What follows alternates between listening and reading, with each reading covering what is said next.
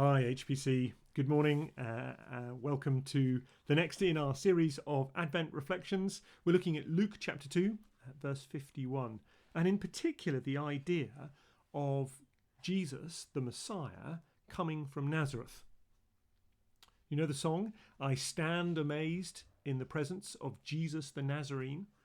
I don't think I will be able to sing that in quite the same way the next time that we sing it. I'd never really realised that to be called a Nazarene wasn't just to say that you came from Nazareth, but it was an insult. I've been trying to work out what is the equivalent for us today. Is it Jesus the Chav? Jesus the Pikey? I'm not sure. Now, Nazareth is in the lower Galilean hills, and it sits halfway between the Mediterranean Sea and the Sea of Galilee. It was a pretty small village. Population estimates vary anything between 200 and about 1,500 people. And Luke, in his first chapter, points out to us that Mary and Joseph had clearly come from there.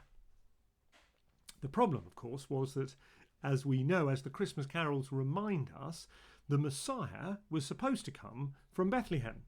And Jesus coming from Nazareth, an insignificant Jewish village with actually a mixed population, some Jews and some Gentiles, with a mixed outlook, not something you could rely on to be solidly Jewish all the time, but actually a mixed outlook with a Gentile outlook as well, would have been a source of embarrassment. We fully expect that the early years of our future king should be marked by names like Windsor, Balmoral and Sandringham. We'd find it odd if our future king grew up in places like Lewisham or Chatham or Toxteth. And yet Matthew says he would be called a Nazarene. The problem is, of course, that nowhere in the Old Testament does that phrase actually occur. Most people who know about these sorts of things think that Matthew is summarizing a group of prophetic Old Testament teaching that the Messiah would be scorned and rejected.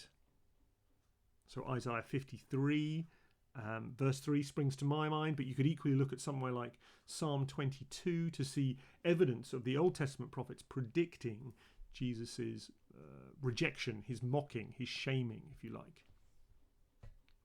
And it's clear that Nazareth wasn't hugely well thought of in Jesus' time.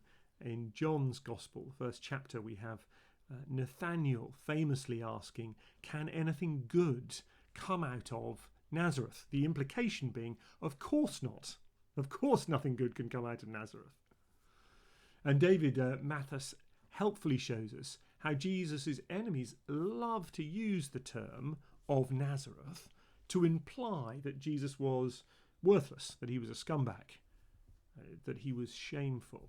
And even as he hangs on the cross, Pilate has nailed above his head, doesn't he, Jesus of Nazareth, King of the Jews.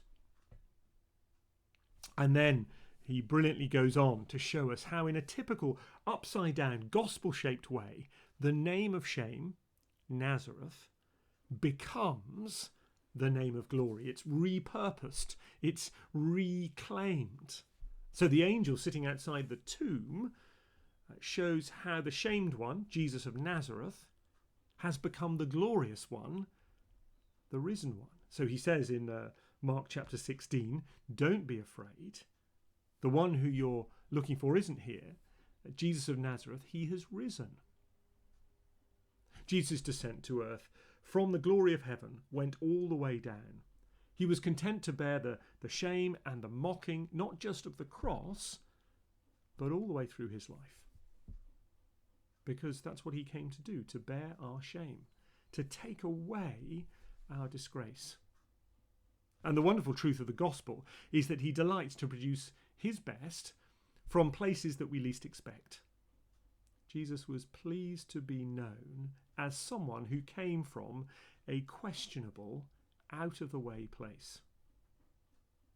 Jesus was pleased to hang around with little known and often morally dodgy people, tax collectors and sinners. Jesus is pleased to call us, to call you and me, his brother and sister. Isn't Jesus the Nazarene great? Have a really good day, HPC.